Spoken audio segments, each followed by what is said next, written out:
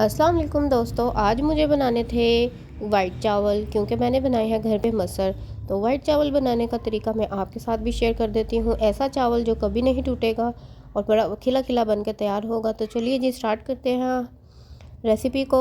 तेल मैंने गरम करके रख लिया है, इसमें लाइट सा आप गरम करेंगे। चावल हैं जो मैंने 1 गिलास भिगो के रख दिया है 2 घंटे पहले। 1 चम्मच मैंने इसमें डाला है ज़ीरा। ज़ीरे को हम गरम तेल में ज़्यादा नहीं डालेंगे, ये फ़ौरन जल जाता है। बिल्कुल लो फ्लेम पे आपने ना ऑयल को गरम करना और उसमें ज़ीरा डालना है। ये मेरे पास 1 चावल का गिलास था और दुगने चावलों के बराबर मैंने पानी डाला है, मतलब कि 2 गिलास पानी। 1 चम्मच मैंने सॉल्ट डाल दिया है और इसमें कुछ भी चीज़ ऐड नहीं होगी, ये ऐसे ही बॉयल होंगे। ये देखिए जी, बॉयल हो गया था पानी, तो मैंने इसमें ये चावल भी ऐड कर दिए हैं।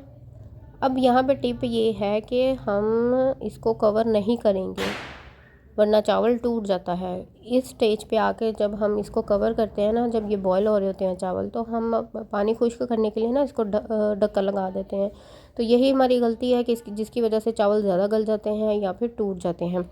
तो आपने इस तरह से नहीं करना, आपने इसका लिड हटा देना है और इसको ऐसे ही बॉयल होने देना जी। पानी खुश्क हो जाएगा, बिल्कुल सतह पर आ जाएगा, चावलों के बराबर हो जाएगा, तो हम इसको दम पे लगा देंगे। ये देखें बिल्कुल भी नहीं टूटे। जितना मर्ज़ी आप इसमें ये चम्मच इस्तेमाल करें, कोई मसला नहीं है। बिल्कुल खिले खिले बन के तैयार होंगे। चलें जी, दम पे लगाने का टाइम आ गया है। दम पे लगा दिए थे, ये ले जी, ये बनकर तैयार हो गए हमारे खिले खिले से चावल।